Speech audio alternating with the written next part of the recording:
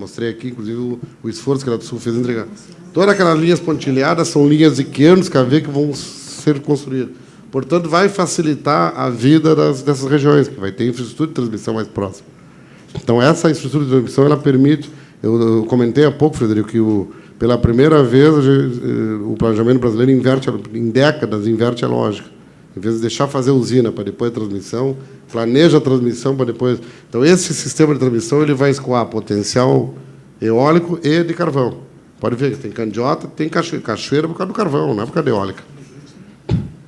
Então, e aí, já fazendo um link com a tua pergunta, da questão das linhas que chegam depois dos parques eólicos, isso aconteceu muito no Nordeste. Isso eu diria que é um aprendizado que o Brasil teve. O Brasil era acostumado a planejar hidrelétrica, que leva 5, 6, até 10 anos para ficar pronto. A linha de transmissão, 2 anos. É isso? Hoje, a linha de transmissão está levando 3 anos, às vezes 4, porque os processos de licenciamento ambientais de transmissão estão mais complexos, e os parques eólicos levam 2 anos. Então, não tem como tu planejar um parque eólico para viabilizar um parque eólico para depois planejar a transmissão para ele. Vai chegar depois sempre. Esse é o aprendizado que se fez, principalmente por aqueles leilões do Nordeste, e se inverteu. Hoje, projeto para se habilitar no leilão tem que ter conexão, tem que ter parecer de acesso pronto. Então, esse problema está superado no Brasil. Claro que teve esse problema de fato, principalmente no Nordeste. No Rio Grande do Sul, felizmente, não teve nenhum caso. Aqui nós já chegamos na curva de inflexão no aprendizado. Os projetos que nós fizemos no Rio Grande do Sul foram em locais que já tinham infraestrutura de transmissão. Foi um critério que o Rio Grande do Sul usou. O Nordeste fez o projeto para depois fazer a linha. Mas eu diria que esse é um problema que existiu, mas que está superado conceitualmente. Porque está solicitando, como está sendo no Rio Grande do Sul agora, uma malha de transmissão para viabilizar o projeto. Hoje tem projetos bons, por exemplo, na região de Candiota, que não conseguem participar do leilão porque não tem transmissão. A partir do momento que for licitar essa linha, eles vão poder participar do leilão porque vai ter transmissão. Então, começa a se resolver um problema estrutural importante. Eu acho que eu respondi as 3 últimas perguntas. Não, faltou licenciamento. O licenciamento ambiental tem sido, sim, difícil. Tem sido difícil. E, aliás, é uma característica do nosso país. A cada ano que passa tem sido mais complexo licenciar. Tem um lado positivo, significa que está se tomando mais cuidado. Mas o Rio Grande do Sul tem sido mais difícil que a maioria dos estados. A gente tem tido prazos de licenciamento longos. Claro, a gente sabe que a FEPA teve alguma dificuldade, teve incêndio de prédio, teve situações conjunturais importantes, mas a gente tem tido dificuldade, sim, em licenciar. Essa linha de transmissão, eu falei aqui, levou 1 ano e meio para licenciar, mas também é uma linha que passava no Taim. Licenciar uma linha no Taim não é uma coisa simples, não dá para comparar com um projeto que passa na Pampa, por exemplo, que não tem quase impacto em relação a passar numa reserva como a do Taim. Mas tem sido, sim, um gargalo os tempos de licenciamento ambiental. O que está se fazendo é ajustar os cronogramas já para leilão, pensando num prazo maior, que os prazos são maiores do que era alguns anos atrás. E eu acho que o zonamento ambiental que a FEPAM está trabalhando é uma solução, porque agiliza as regiões que têm um indicativo de potencial. Acho que é um tema importante, fazer o zonamento ambiental e ter uma espécie de LP prévia para regiões de baixo impacto. O investidor já sabe que ali ele pode investir, que o tempo de licenciamento vai ser menor do que numa outra que não tem um licenciamento prévio antecipado. Essa é uma lógica interessante, vamos ver daqui a alguns anos se ela vai estar funcionando. Mas é uma lógica que eu sou muito simpático, de ter zonamento ambiental. E se cruzar o zonamento ambiental com esse mapa eólico, a gente pode priorizar algumas regiões, que tem um bom potencial para, tentando agilizar o licenciamento ambiental ali, com termos de referência antecipados. São coisas que a gente vem discutindo com a própria FEPAM, de como viabilizar e agilizar o licenciamento ambiental com segurança técnica. Depois, bota de novo na linha lá. A primeira pergunta, que é a última que eu vou responder, é do Linhão. Bota na linha lá, por gentileza. Mais um pouquinho. Ali, essa aí. O rapaz já sabe de cor. Pode clicar ali. Pode apresentar essa. Bom, esse é o Leão que tu falava, né? Ele sai de Sal de Santiago, em vermelho é o 500 kV, em 525 mil volts, em azul 230 mil volts. Dá mais um clique, por gentileza. Mais um. Aí. Não, volta. Tu pode ir adiante. Mais um clique. Aí, pode parar aí. Esse trecho está em operação desde fevereiro. É o trecho Sal de Santiago e Itá. trecho norte, que era o considerado crítico. Esse trecho é o que realmente amplia a capacidade de atendimento do Rio Grande do Sul. Nós fizemos um esforço... Ele está em implantação, eu estou falando de estágio. A primeira parte que está em cima, marcando lá, Salto Santiago, no Paraná, até Itá, fronteira do Rio Grande do Sul, ele está pronto, operando desde 2 de fevereiro. Antes, portanto, da demanda máxima que é registrada em março. A demanda máxima histórica do Sul é março. Sim, o trecho sul, que eu já vou falar dele, estou falando do trecho norte. Esse nós fizemos um esforço muito grande, antecipamos em 9 meses em relação ao cronograma, para chegar nesse verão, dando maior garantia para o verão, que foi um verão duro. Você pode ver que foi o verão mais quente da história e nós não tivemos um problema estrutural no Rio Grande do Sul. Tivemos alguns problemas localizados em alguma região, mas estrutural não, porque essa linha ficou pronta a tempo. O segundo trecho, dá mais um clique que ele fala o segundo trecho. O segundo trecho, ele está em obra, vai ficar pronto no final desse mês. A nossa previsão é dia 30 entregar ele, né, dia 30. E para operação comercial, provavelmente entre dia 2, dia 3, por aí, porque entrega para o ONS, tem um período de testes, né, do ONS, 2 ou 3 dias depois deve entrar em operação comercial. De Itata a Nova Santa Rita. Esse, ele também é uma antecipação de 5 meses em relação ao cronograma. E esse ele melhora a confiabilidade. Ele não aumenta a capacidade... Claro que ele aumenta a capacidade de atendimento, mas as outras linhas hoje garantem a demanda máxima do Rio Grande do Sul. O que ele não garante o que ele garante a confiabilidade. Com essa linha, nós podemos perder 2 linhas e garantir o atendimento. Hoje, se nós perdemos uma linha, nós temos dificuldade. Com essa ainda vamos poder perder 2 linhas. O que nós chamamos de N-2. É uma confiabilidade de alto nível. A maioria do setor brasileiro trabalha com N-1, quer dizer, pode perder um elemento e o sistema continua operando. Nós vamos poder perder 2 elementos em 500 kV. Então, o Rio Grande do Sul vai chegar numa condição estrutural bastante interessante. O que nós tínhamos de dificuldade era aquela linha lá, Itá, São Francisco, que a linha existente poderia chegar em sobrecarga na demanda máxima se não tivesse essa linha. Poderia. Qual é o investimento, Custódio? Tu volta ali, dá 550 milhões de reais. A primeira tela mostrava. O trecho em azul, é o que tu falasse, ele basicamente... Dá mais um clique, por gentileza, mostra o azul.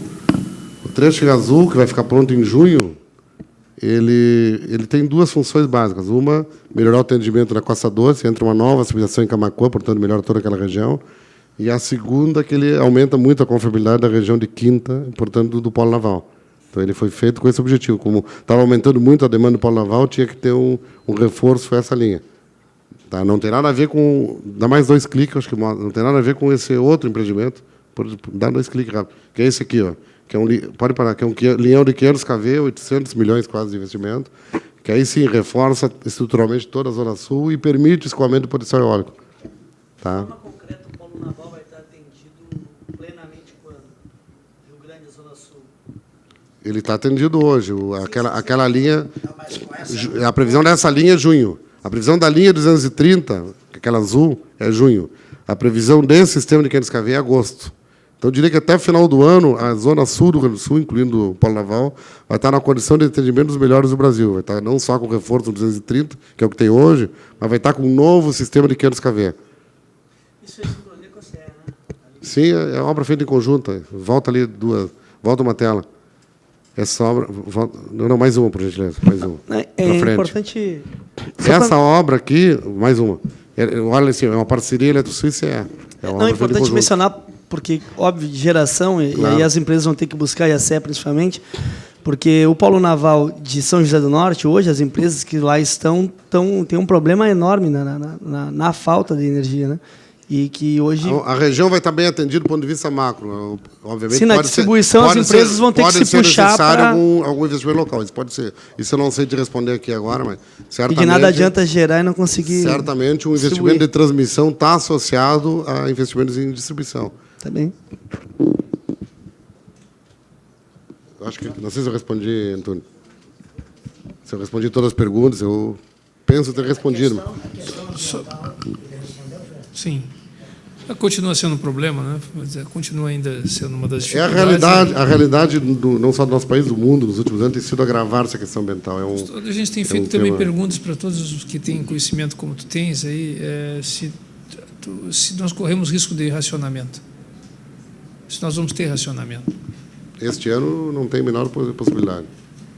Eu expliquei, nós temos uma reserva de geração térmica para suprir a falta de água em estoque. O que está acontecendo é que nós estamos gerando térmica a um custo maior para suprir a falta de reservatório. Sim, mas logicamente que nem me passa pela cabeça duvidar ou fazer qualquer contraponto, mas nós provavelmente não vamos alcançar os níveis das hidro desejado, por causa de que começamos um período menor. Por isso que tem uma base térmica Temos forte. Um custo alto, tem um custo alto das usinas térmicas, que estão gerando no Mercado Livre aí, a valores altíssimos, aí, que, de certa forma, começaram a ser repassados para o consumidor quando teve aqui os primeiros aumentos agora, como é o caso da ESSU.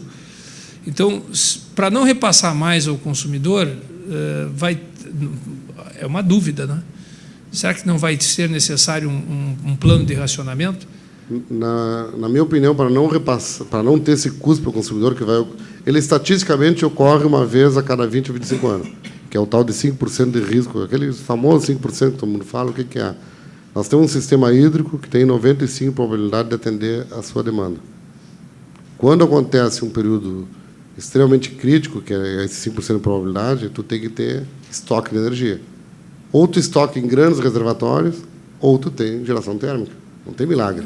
Tranquilo. Como nós não temos uma capacidade de estoque, porque faz muitos anos que a gente não consegue fazer reservatório, a solução é aumentar o estoque de térmica. Só que o estoque de térmica, quando tu aciona ele tem um custo alto. Quem paga é o consumidor ou é o contribuinte. Não tem milagre. Então, essa é uma questão importante para ser debatida, eu acho. Infelizmente, Frederico, eu falava agora há pouco, infelizmente, aconteceu, esse evento que ocorre uma vez por geração, a cada 20, 25 anos, aconteceu num ano eleitoral, que mistura um pouco os debates. Eu gostaria que o debate fosse mais técnico, para a gente achar soluções, politicamente, soluções adequadas para o problema técnico. Senão a gente confunde, né, o que é técnico e o que é político no debate desse. Mas aqui não está acontecendo isso. Não. Eu estou falando em geral do debate da sociedade. Longe de... Até porque não é esse o debate aqui dessa comissão. Eu estou respondendo a pergunta do deputado. Mas nós estamos enfrentando um período de estiagem o mais profundo dos últimos 82 anos, no Sudeste e no Nordeste brasileiro. E, coincidentemente, nas duas regiões. Isso é muito duro. E o nosso sistema está suportando, com um custo alto, mas está suportando. Que mostra que nós não temos problema estrutural, mas temos um problema conjuntural grave que gera um custo importante, que nós temos que enfrentar. Com PLD alto, com o Mercado Livre, com térmica gerando com custo alto. E não temos carvão no meio disso. Né? Sim, vou comentar isso também. Para mim, me dói ver 16 mil megawatts de térmica gerando e a gente não ter 1 megawatt a mais de carvão, com o potencial que nós temos. Para mim, dói. Eu agradeço, estou satisfeito, mas, logicamente, que enquanto tu estava junto com a secretária, que, na época, tinha uma defesa, hoje ela tem uma dificuldade até de fazer a presidente da República, por questões ambientais, eu acho que também gerou aí um atraso, vamos dizer assim, na celeridade dos projetos de ocupação dos potenciais carboníferos, né? Que agora foi liberado, mas temos essa dificuldade do valor nos leilões, né? Que, como tu disseste, aconteceu também. Nós ficamos aí tempo sem poder estar em branco, não sei como é que chama, zerado os leilões da eólica, né? Até ser corrigidos os valores do megawatts para poder utilizar. Agora, isso é um problema que não pode ser discutido em gestão, né? Isso é um problema de 10, 15, 20 anos para frente. Nós não podemos mais ficar, né, com essa situação nós temos as hidroelétricas, essa dependência das hidroelétricas, né, e o custo das termoelétricas ser um custo elevado. Se tem que colocar termo a gerar, tem que começar a gerar cedo, né, senão tu vai usar hidro e depois ela pode estar sem condições de gerar energia, e tem racionamento. Por isso que eu perguntei, e a tua resposta é que tu achas que não vai ter nenhum tipo de trabalho em cima de racionamento até o final do ano. Eu li uma reportagem da Folha de São Paulo, semana passada. Eu estudei vários cenários energéticos, não consigo enxergar esse risco este ano, porque nós temos uma base térmica importante que está segurando. Nós vamos chegar no final do ano com o reservatório, sim, com um nível de estoque relativamente baixo, mas com garantia de suprimento. É que tem um elemento aqui que a gente estava conversando aqui também, porque em algum momento essas termos terão que parar para manutenção, e tomara que... Eu vi um estudo do ENS, não sei se o ENS mostrou aqui para vocês, eu vi um estudo do ENS que considerava já um índice de indisponibilidade das térmicas. Segundo eles já eu não posso dizer que está adequado o estudo. Só diz que num debate que eu participei, eu perguntei para o técnico do INS, ele diz, não, nós já consideramos aqui um nível de disponibilidade para manutenção, mas sempre é um risco. uma térmica gerando direto, sempre um risco daqui a pouco ter dificuldade de manutenção. A CPET Araju está funcionando? A óleo? Olha o custo, né? Isso é um custo altíssimo para gerar, que nem a de Uruguaiana, que está gerando com gás de Trinidad e Tobago. Então, isso é um custo que vai ser repassado. A empresa que está repassando isso, como é o caso da Esfishing, que é nossa, ela está repassando direto aí um custo altíssimo e vai continuar repassando. Porque se não tiver um racionamento, eu, no ponto de vista, pelo que eu li, nos próximos meses, pode ser até no ano que vem, quando começar um trabalho de racionamento pequeno agora, 5%, se tu chegar no verão de novo, com os baixos níveis, né, com as termos já na exaustão e com um preço elevado, né, só tem um caminho, que é tu racionar, porque se tu tiver o consumo, manter o consumo, verão alto, mas é que dê um calor no verão do ano que vem. Entra safras de verão com necessidade também de aumentar o consumo de energia. No nosso caso da metade sul, que o arroz irrigado usa plena energia, então nós, na ponta do sistema aqui, pode ter, quem sabe, um reflexo maior. Fazer que a probabilidade disso ocorrer está na faixa de 3%. Então, é meio prematuro tomar uma decisão com esse nível de impacto na sociedade, com probabilidades tão baixas. Então, eu acho que está correta a decisão de qualquer maneira. Tem um debate que eu acho interessante, quero te provocar até pela tua batalha. Na hora que nós estamos gerando usinas a óleo com esses custos que estão gerando, e a reserva energética que nós temos para momentos como esse, por que não reinserir o carvão? Por que eu estou gerando térmicas a R$800 o megawatt-hora se eu posso produzir o carvão a 200? Entendeu? Eu acho que esse é um debate, essa é uma oportunidade que talvez mais relevante que discutir um problema conjuntural é discutir um problema estrutural, que é ter uma política permanente para a térmica a carvão. Eu acho que esse é um debate bom de nós aproveitarmos. Nós debatemos e que aqui, tem convergência da grande maioria. Doutor Ronaldo, o deputado Frederico já colocou e está aberto o microfone para ele, mas aqui eu tenho como Eletrosul, o senhor é da Eletrobras ou Eletrosul? Eletrosul. Eu sou diretor de engenharia e operação da Eletrosul, que é uma subsidiária da Eletrobras. Tá bom. A questão do carvão, como a Eletrosul está localizada em Santa Catarina e a menor quantia, não, mas a segunda quantia de reserva de carvão do país está em Santa Catarina, que é 9%, 8%. Mas o Rio Grande do Sul tem todo esse potencial. E o senhor mesmo falou que tem uma térmica a carvão planejada que é de 500 MW. Isso é pouco para o potencial que nós temos aqui. Existe uma ideia da Eletrosul ou da Eletrobras em fazer com que haja investimentos ou permitir investimentos privados nessa área aí, para que se possa estimular, porque todos sabemos que hoje os problemas ambientais já estão praticamente zero, certo? Não existe, porque a Alemanha continua produzindo, o Japão entrou muito forte e conseguiram fazer aqueles investimentos em 6 meses, fazer usinas grandiosas, poder produzir. O que nós temos que fazer para que isso se torne realidade? Porque 500 é pequeno, certo? 500, falando hoje, é pequeno. Uma termoelétrica de 500 no carvão, nós poderíamos fazer 10, vamos supor, fazer um planejamento. Existe essa possibilidade? Bom, deputado Jorge Fichinha, a Eletrosul não tem essa autoridade, essa autonomia de decidir fazer uma térmica. Não é assim que funciona. Hoje, no Brasil, as concessões são disputadas em leilões públicos, tanto por empresas estatais como por empresa privada. Mas tem que haver interesse do governo, né? Não, desde o ano passado, o carvão foi autorizado a participar de leilões. Não era nem permitido, por exemplo, por causa de questões ambientais. Essa foi um primeiro obstáculo já superado. O carvão está participando do leilão. O que se viu na prática é que não teve nenhum proponente. O deputado Frederico acabou de fazer a reflexão sobre isso. Foi zerado. Por que foi zerado? Basicamente, agora a minha opinião pessoal, por que foi zerado? Já respondendo essa segunda pergunta. Porque o preço teto era baixo para remunerar o projeto na condição mínima que os investidores aceitavam, e porque tem algumas questões regulatórias a serem aperfeiçoadas para diminuir o risco do investimento na térmica carvão. Algumas questões, tipo multas, tipo penalizações por não ter energia garantida, uma série de questões bastante técnicas, mas só para dar uma ideia geral. Então, na minha opinião, tem 2 pontos que temos que resolver. fazer um debate dessas questões regulatórias tem que ser aperfeiçoado. E segundo, qual o preço teto que viabiliza o projeto. Mas são 2 pontos que carecem de debate. Qual é o preço hoje, vamos supor, se eu não sei lhe responder, mas o que as associações estão falando é algo entre R$200 o megawatt-hora. Nós tivemos aqui uma... Isso que o pessoal está falando, 220, mas eu não sou eu que lhe respondi, estou lhe replicando o que estavam dizendo por aí. Né? Nós tivemos uma cooperativa que gera energia, uma das que geram aqui no... Veja que é o dobro da hidrelétrica e o dobro da eólica, é um custo alto. Mas assim, eu defendo que deva...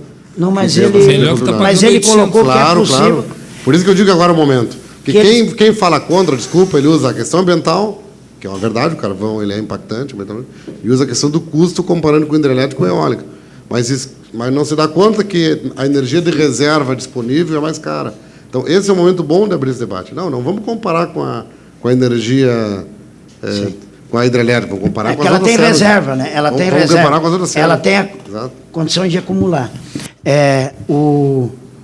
Nós tivemos aqui o presidente de uma cooperativa dessas do Rio Grande do Sul que trabalha com distribuição, mas também trabalha com geração e que estão um pouco limitadas na sua atuação, em poder expandir. Mas ele colocou aqui, é importante que se coloque isso, que eles teriam condições com rentabilidade para gerar com R$130 o mega. Carvão. Então, por que não participar do último leilão? O preço teto era maior que esse. Foi colocado aqui, até vou buscar, eu tenho o telefone dele. 130, ele disse 130 seria com rentabilidade. Se ele consegue, então ele tem condição de participar do leilão e vencer. Aí eu não sei o que vou... Mas eu vou me certificar disso, que isso é importante. O que a maioria dos empreendedores tem falado... Senhor presidente, eu pedi só Deputado Frederico. Deputado Catarina, eu tenho... Só para demonstrar, nós temos requerimentos nossos que estão na lista dos 7 ou 8 requerimentos aí que justamente buscam esses requerimentos trazer aqui, por exemplo, um dos maiores conhecedores dessa área de carvão do Brasil, que é o Fernando Zancan, da Associação Brasileira do Carvão Mineral, também a Federação Interestadual dos Trabalhadores da Indústria de Extração do Carvão e outros aqui do Rio Grande do Sul, Paraná e Santa Catarina. Nós não conseguimos votar, porque não temos quórum na CPI para poder votar. O Zancan é uma excelente referência. Justamente para poder debater com ele, para o relatório final do nosso deputado Catarina também ficar preenchido completo com isso.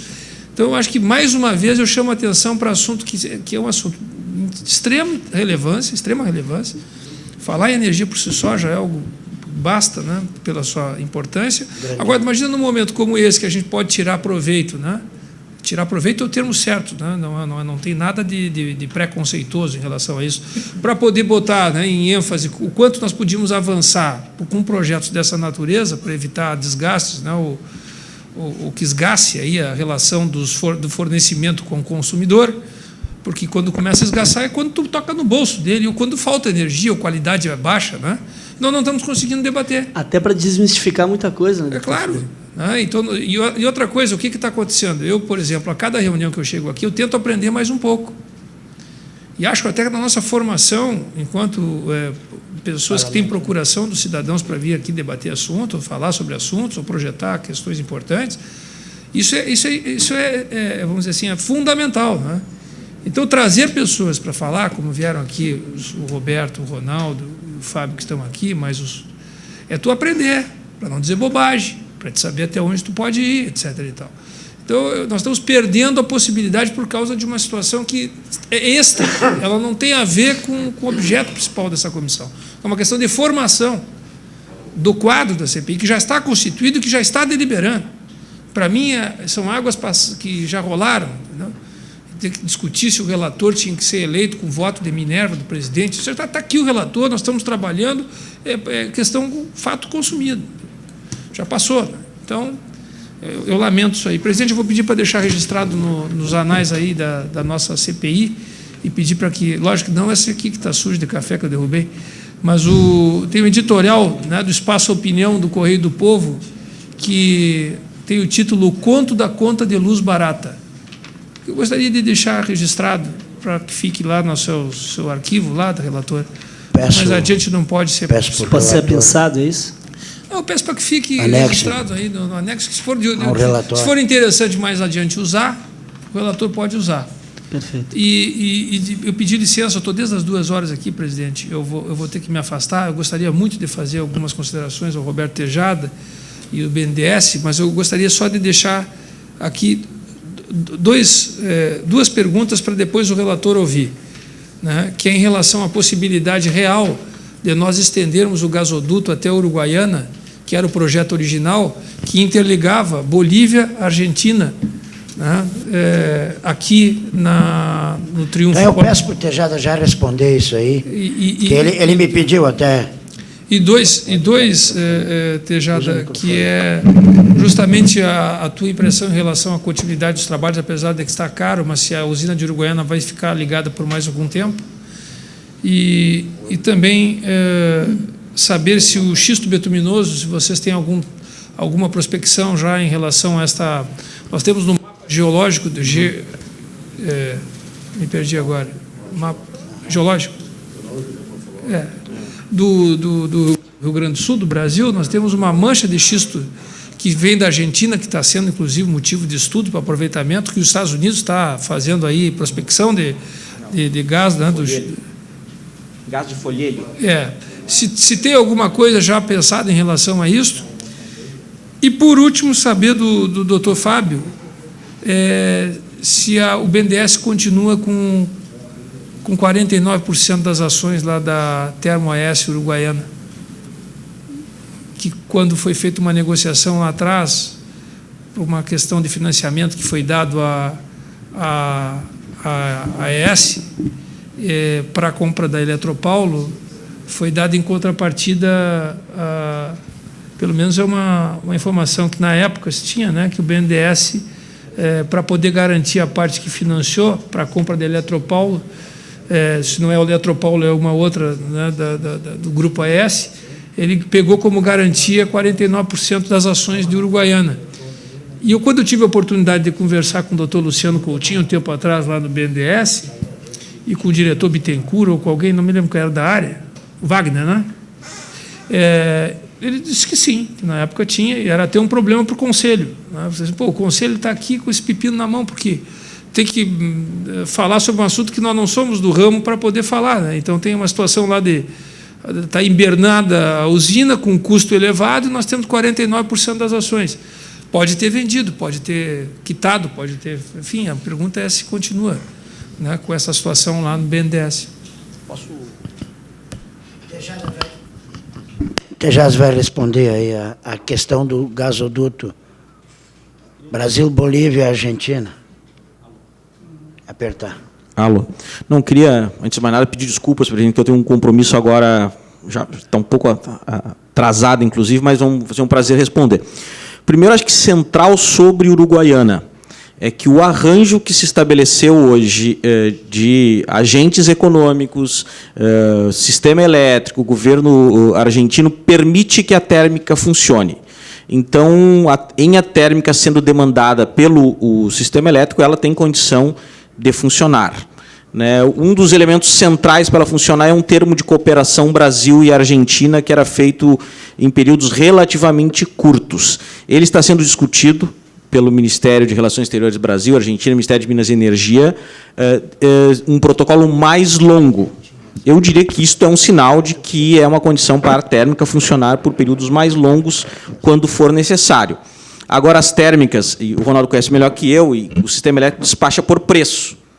Como é uma térmica mais cara, ela vai despachar, né, por último, quando as outras mais caras estiverem despachando. Isso sempre vai estar presente. Mas acho que central que a modelagem para a Uruguaiana funcionar está posta, né, que seria um prejuízo para o Estado, né, se a térmica, né, a gente chegou veio pelos jornais, a térmica vai ser desmontada para ser levada para São Paulo. Né, isso chegou a circular, isso seria um prejuízo para o Estado. É um ativo importante que está instalado no Rio Grande do Sul e tem condição técnica de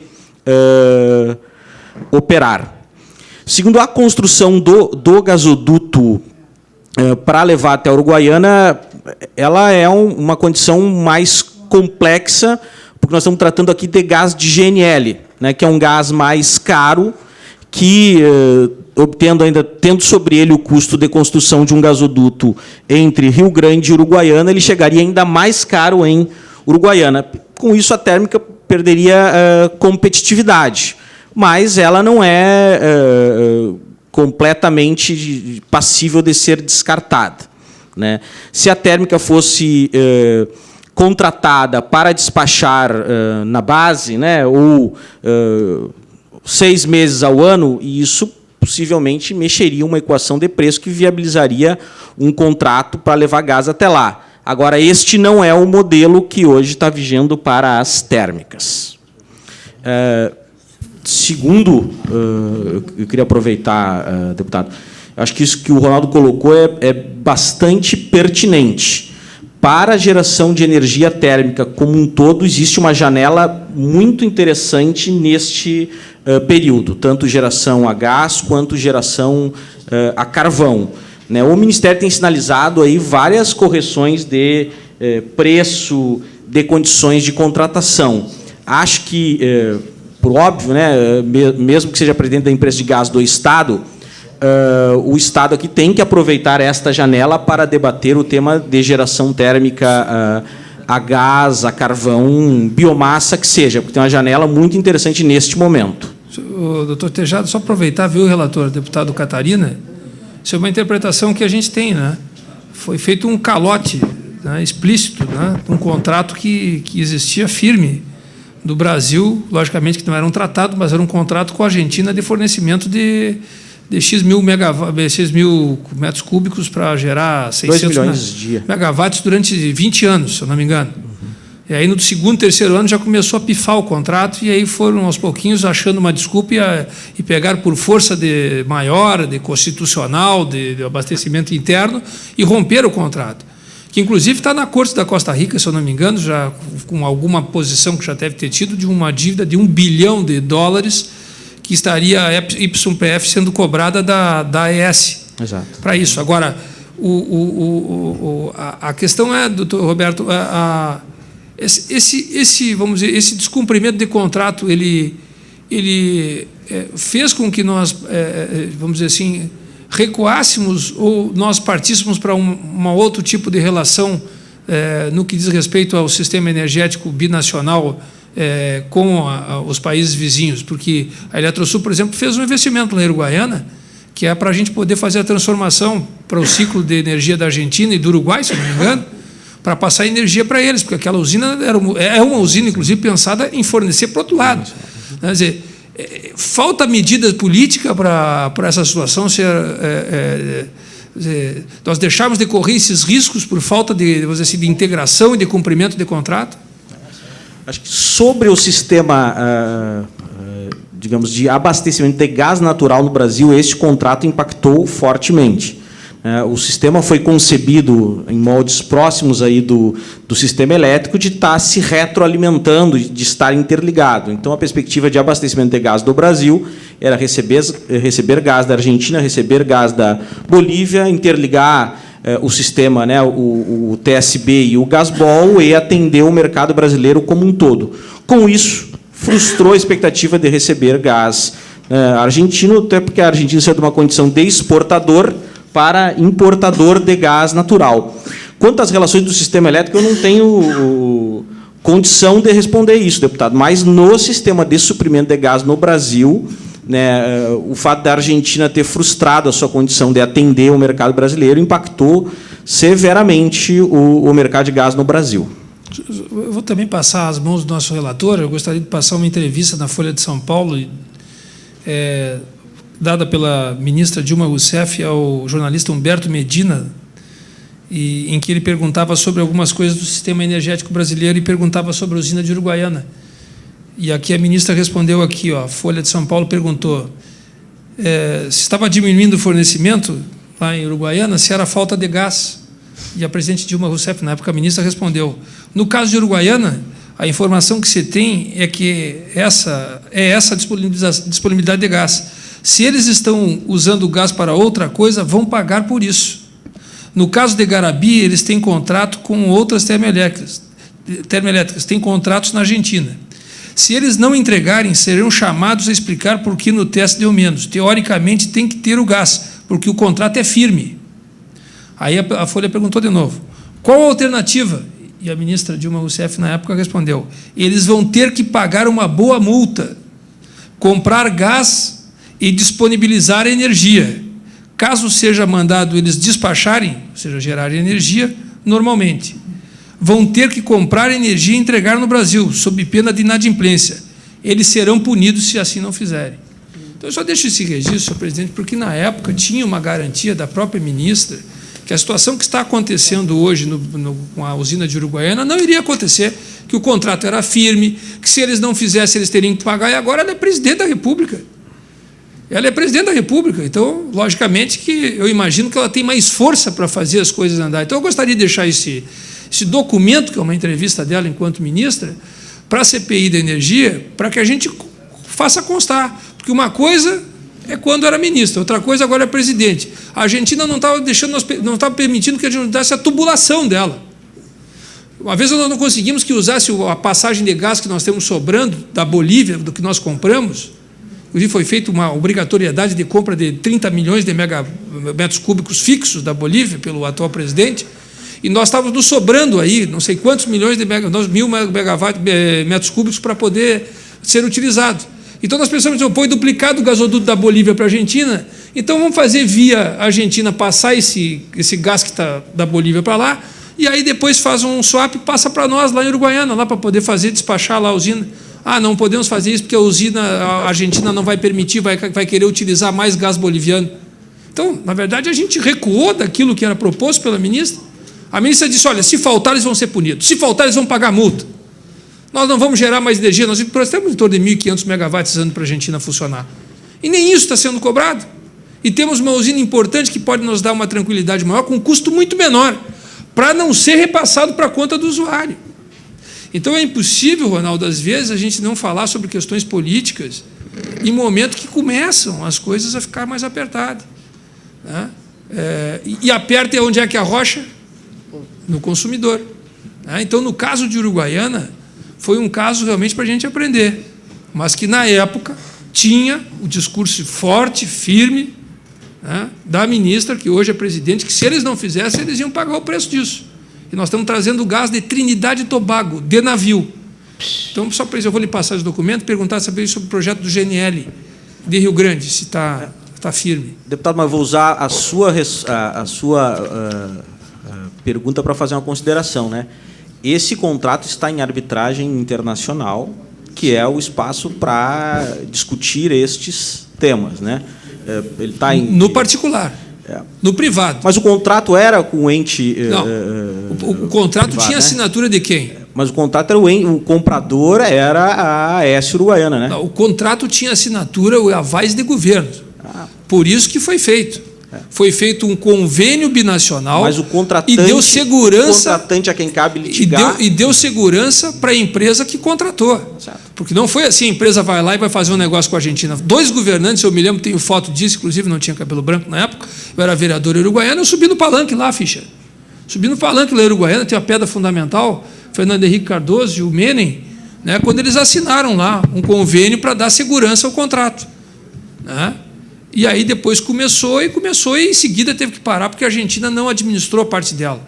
E até agora não foi cobrada, né, de forma mais veemente naquilo que tinha responsabilidade, como foi dito pela ministra. Eu sei que isso já passou, mas é bom a gente aproveitar momentos como esse para ficar registrado, né, para não repetir na história, né, que o discurso ele destoie depois da prática. Muito bem. Sobre o terminal de GNL, deputado, rapidamente. O terminal depende de um cliente potencial que justifique a sua instalação. É uma obra muito grande, em torno aí de mais de R$1 bilhão de reais, ali, atracação e navio. Ele está ancorado hoje no projeto da térmica de Rio Grande, né, que está inscrito no leilão A-5 de 12 de setembro. Né, isso que a gente tem colocado aqui sobre o setor térmico é verdadeiro. Acho que as térmicas vão estar numa condição bem favorável aí no leilão A-5. Se a térmica participar do leilão e vender energia, ele vai se viabilizar, digamos, no curto prazo. Muito bem. Pergunto ao relator.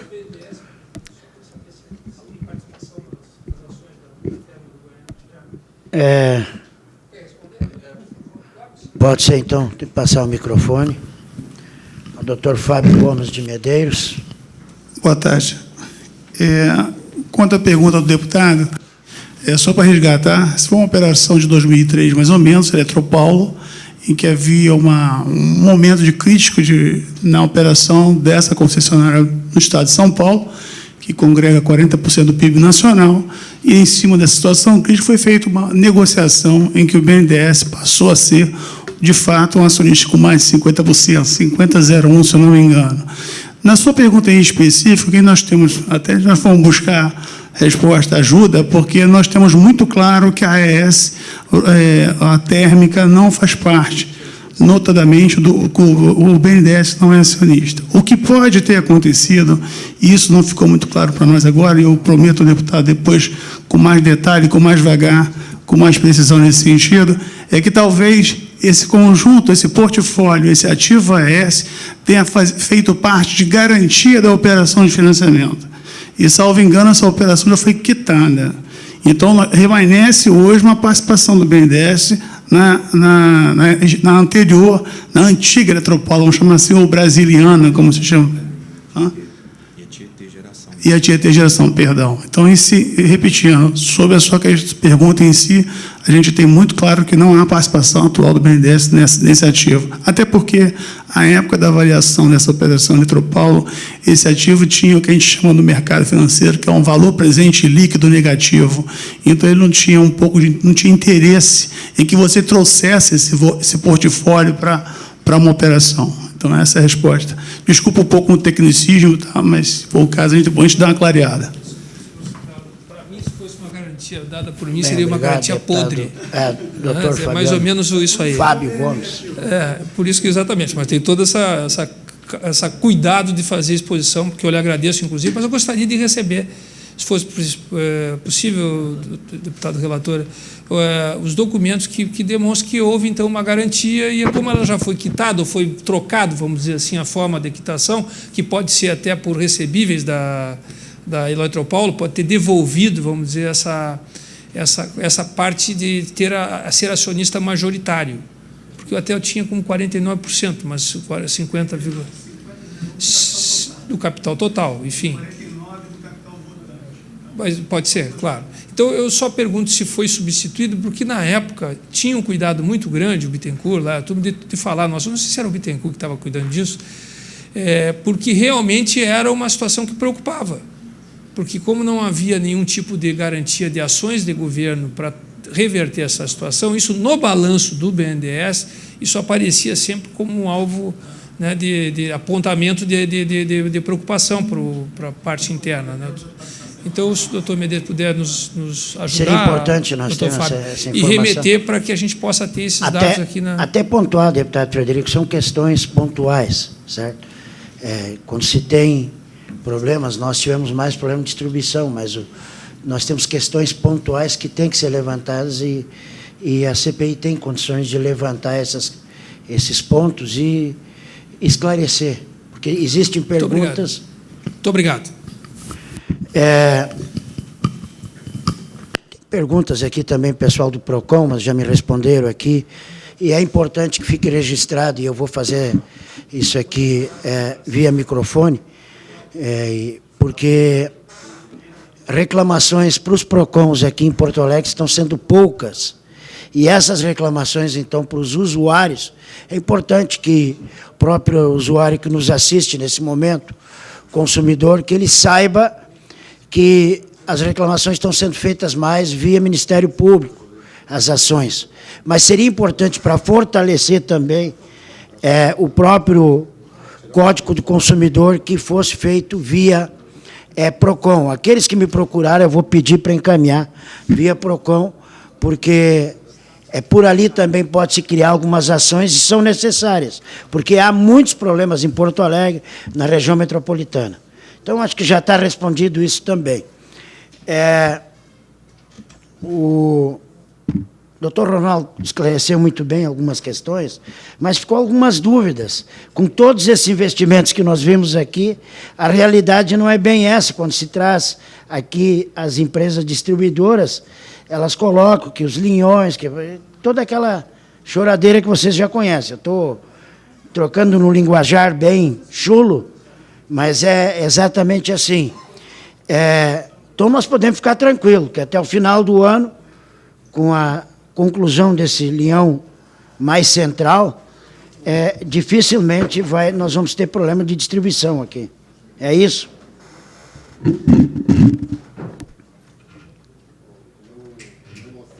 Alô? Como eu mostrei, uma solução estrutural de transmissão. Sim, de transmissão. Toda a condição sim. da distribuidora prestarem bem o serviço. Eles sempre nos colocam que a questão é de transmissão. Olha, o Rio Grande do Você Sul começa não tem, a bater, eles batem na transmissão. O Rio Grande do Sul não tem problema de atendimento de transmissão. Desde aquelas obras emergenciais lá dos anos 99, 2000, desde lá para cá, o sistema de transmissão está em dia. Esse projeto está chegando, ele chegou assim, no limiar do tempo necessário, mas ele chegou em tempo. Então, nós não temos tido problema estrutural de transmissão no Rio Grande do Sul. Tudo bem. E não vamos ter nos próximos anos pelos investimentos que estão sendo feitos. Eu lhe agradeço. Problema estrutural, pode ser que tenha um problema conjuntural num local ou outro. Porque isso tudo fica registrado. Bom, uma pergunta bem simples e objetiva. Eu vi aqui no mapa de geração eólica, a questão da Serra do Mar, tem alguns lugares ali de vento constante, que realmente tem, e estão perto de linhões da Eletrosul e da Eletrobras. É mais prático, é mais econômico, é mais viável colocar parques eólicos nesses lugares? A Serra do Mar está falando, é lá os Campos da É, Serra, ali entre, vamos supor, entre Osório e Gramado, estou falando ali que tem toda aquela costa ali que tem muito vento. Entre Osório e Gramado não é um... Ou entre Osório vamos lá, Cambará. Bom, entre Osório e Gramado não é um bom local, tem muita turbulência, os ventos ficam melhores nos campos de cima da serra. São Francisco de Paula, Tainhas, aquela região, São José dos Ausentes, sei lá, tem um bom potencial. No entanto, inferior ao Metade Sul. A Eletrosul tem um projeto de 210... Mas como tem linhões próximos, economicamente mais viável? Sim, mas os outros projetos que estão se viabilizando também têm linhas próprias. Nós temos um projeto de São José dos Ausentes, debaixo de uma linha de transmissão, e ele economicamente é menos viável do que os projetos da Metade Sul. Ah, é? Entendeu? Porque ele tem um vento um pouquinho mais fraco.